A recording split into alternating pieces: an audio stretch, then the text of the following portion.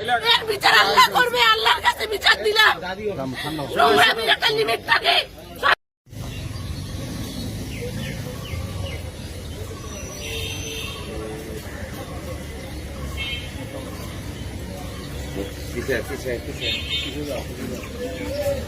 এই লেখো লেখো ফেসিবাদ কারা এটা লিখতে কও।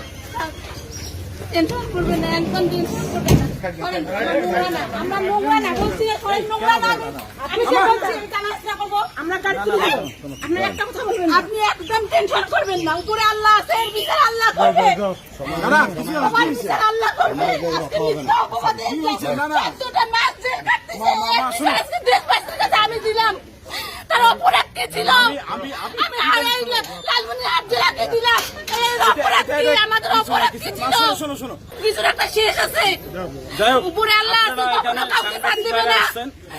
আজকে না, 16 বছর, 5 বছর আছে। আপনারা জানেন গত 24 তারিখ আমি জামিনে মুক্তি পাই।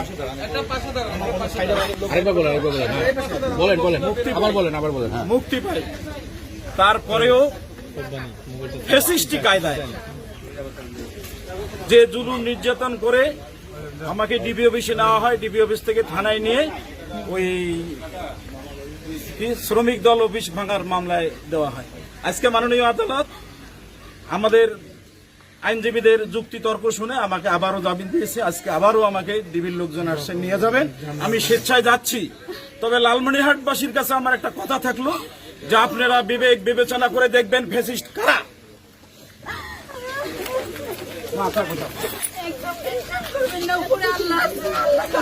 আমি করি না, আমি করি না। আমার উপরে সৃষ্টিকর্তা একজন আছে। 16টা বছর হারাটি ইউনিয়নের প্রত্যেকটা তৃণমূলের বিএনপি সেবা দিয়ে গেছি। প্রত্যেকটা মানুষের সেবা কখনো ভাবি নাই। বিএনপি নেতারা তখন ধর্ণা দিতে পারি, একদম এলাকার মানুষ তখন ধর্ণা দিত, সাধুজনের টাকা জামিন হইতো, তখন তারা সাধুজনের টাকা জামিন হইতো, তখন বিএনপি নেতারা ধর্ণা দিত। এরকম হয়রানিমূলক কাজ করতেছে এরা। এদের বিচার আল্লাহ করবে।